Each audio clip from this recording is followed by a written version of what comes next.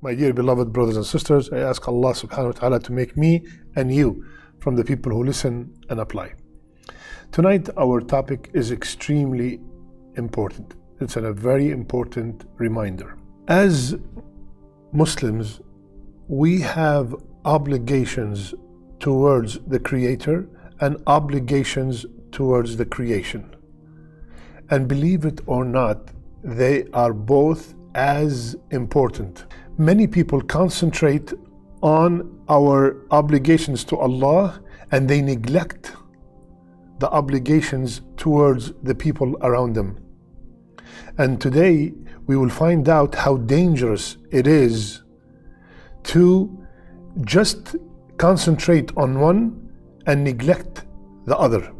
A man came to Rasulullah sallallahu alayhi wasallam and he said, Ya Rasulullah, there's a certain woman that prays Tahajjud. She prays at night and she fasts during the day and she gives sadaqah. Now, this woman or these actions mentioned are optional, the optional ibadat. We all know that qiyam is a nafil, it's an optional ibadah. Fasting other than Ramadan is optional. Giving sadaqah other than the zakat is optional. So that woman have already completed her dues, the fard. All the obligations are done, and now she does extra stuff. She performs qiyam every night, she prays tahajjud, she fasts Monday and Thursday and all the optional fast, and she gives extra sadaqah. So she is in a level that is very, very high. She have reached a level that is very high Islamically, that every practicing Muslim would strive to achieve. But the hadith continues, Ya Rasulullah, she prays, she fasts, she gives sadaqah, but she harms her neighbors with her tongue. So this woman does all the good stuff, but she harms her neighbors with her tongue.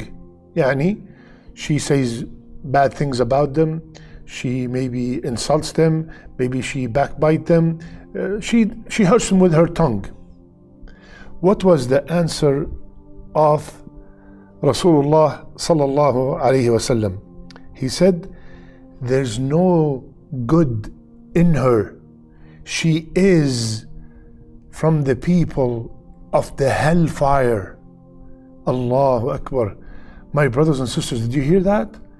A woman that prays tahajjud, fast optional fast, and gives a sadaqah, but she harms her neighbors with her tongue. Rasulullah said, Hiya min ahli nar. She is from the people of the hellfire. Wow. So, imagine if this woman harms the neighbor with her hand. Imagine if this woman harmed the neighbor with her hand or with her tongue, and she does not even pray. Allahu Akbar. What does that show us? It shows us the importance of our manners, of our interaction with the people around us, the family members, the neighbors, colleagues at work, students at school. It is as important because this woman, she have already exceeded the obligation and she's doing the optional, but she harms her neighbor. That means she's going to the hellfire to be punished for that. All these optional ibadat that she's performing did not protect her from the hellfire. So we have to be extremely careful about every word we say, about every action we do. And another hadith that confirms this hadith, which is the hadith of the bankrupt in Sahih Muslim, Rasulullah sallallahu alayhi wasallam was sitting with the Sahaba. And he asked a question. He said, do you know who's the bankrupt? Do you know who's the bankrupt? The Sahaba immediately answered and said, Ya Rasulullah, the bankrupt among us is the one who has no wealth and no property. Naturally, he has no money, he's bankrupt. So Rasulullah ﷺ answered, and I want you to lend me your heart, please. Listen carefully, this is very dangerous. Rasulullah ﷺ said, the real bankrupt of my ummah would be a person that will come on the day of judgment with salat, with fasting, with sadaqah, with charity. So let's check myself. Do I pray? Yes. Do I fast? Yes. Do I give charity? Yes. So far, I am that person. Let's see what are the things that this person did that made him bankrupt or made her bankrupt. But now I don't want to be from the what comes after but, okay? But that person, he insults others. He defames others. He unlawfully consumed the wealth of others. He shed the blood of others, and he beats others. Allahu Akbar. So he does what's due, but he harms people in different manners.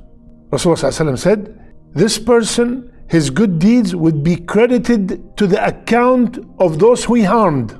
If his good deeds fall short to clear the account, their sins would be entered in his account and would be thrown in the hellfire.